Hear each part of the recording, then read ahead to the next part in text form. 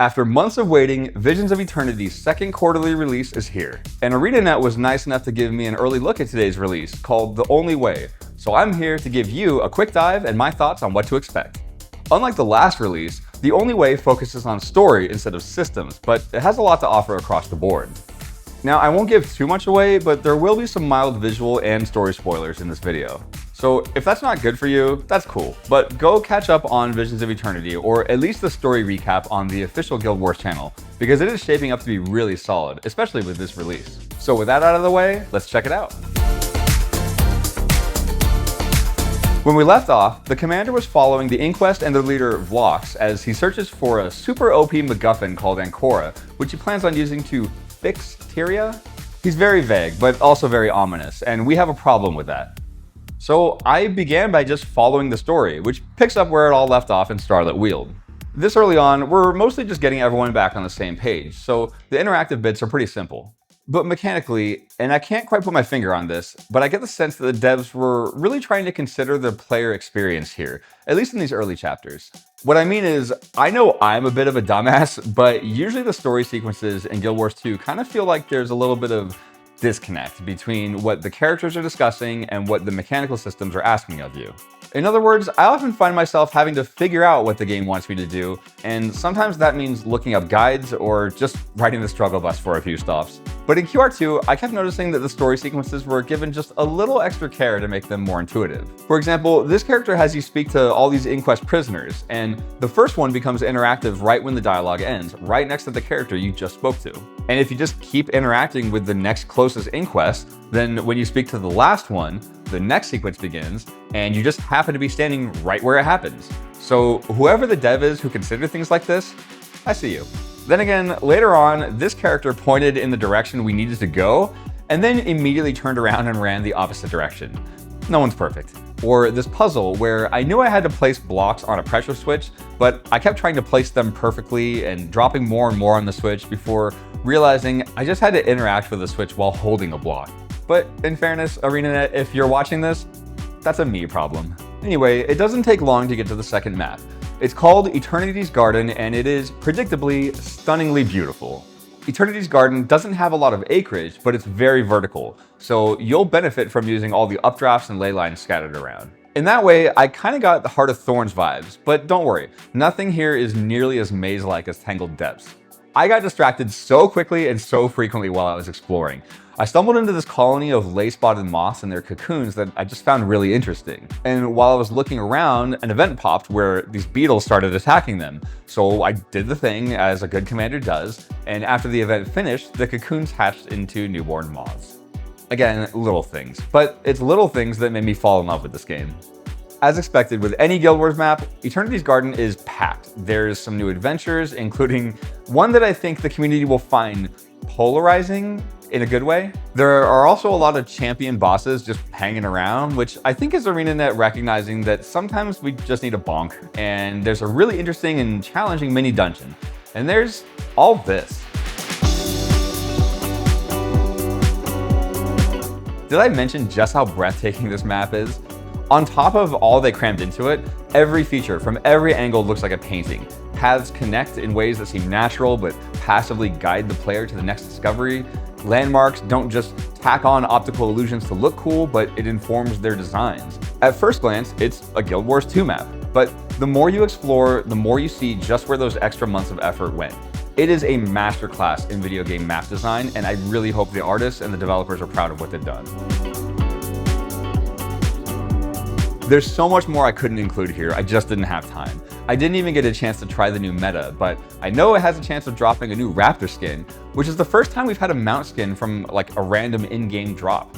It'll be rare, probably on par with an infusion drop, and I wouldn't plan on ArenaNet sabotaging their monetary model for a lot more skins like this, but it's a welcome addition. Oh, and in case you're wondering, the skin is like half tradable. You can put it on the trading post, but you can't mail it to other players.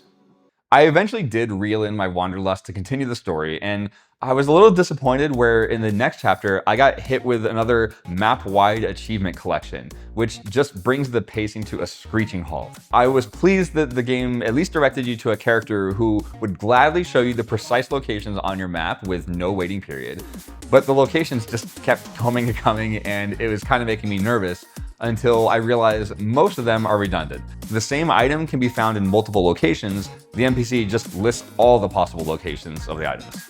Once I realized that, I just took screenshots of each location and then just referenced those for the named items in the collection. And it was actually pretty quick and easy. They even made the icons on the map more visible from a greater distance. As the story progressed, there were a few chapters and puzzles that I really enjoyed. Canuck has one that is basically a test for how well the player can follow written instructions, which I deeply appreciated. Later on, there's a series of trials, the commander's favorite pastime. These are all pretty unique, and while there's a lot of them, they actually kept me engaged despite how many there are. We had pipes to connect, some hidden floor tiles to walk on, we did some musical intervals, there's a maze, a jumping puzzle, there's even one where you have to work through riddles and identify logical fallacies presented to you by some old seer dudes, which I deeply appreciated specifically for their content. I am all for video games teaching the public critical thinking skills. And outside the mechanics and puzzles, the story and the character writing is good. Really good, actually. The cast of Inquest is starting to come into their individual personas, and while I'm not into him as some of y'all on Tumblr, I think Vlox is a really interesting antagonist, and I'm glued to the dialogue every time he's on screen.